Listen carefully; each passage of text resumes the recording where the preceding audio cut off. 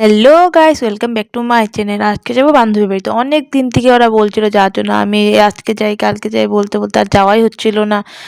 সকালবেলা বলি যাবো, অল্প পরে ফোন করে বলে দিই যাবো না। সেই জন্য আজকে ভেবে নিয়েছি যেতেই হবে, কারণ ওরা বহুত খারাপ পেয়েছে। বললো যে আর আসতে হবে না, সেই জন্য তাড়াতাড়ি করে রেডি হয়ে পড়লাম।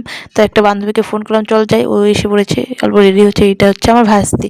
কিস দিতে বললাম, কি সুন্দর দেখো কিস দিয়ে দিল। তারপর আমরা দুজন বের হয়ে পড়েছি যাওয়ার জন্য।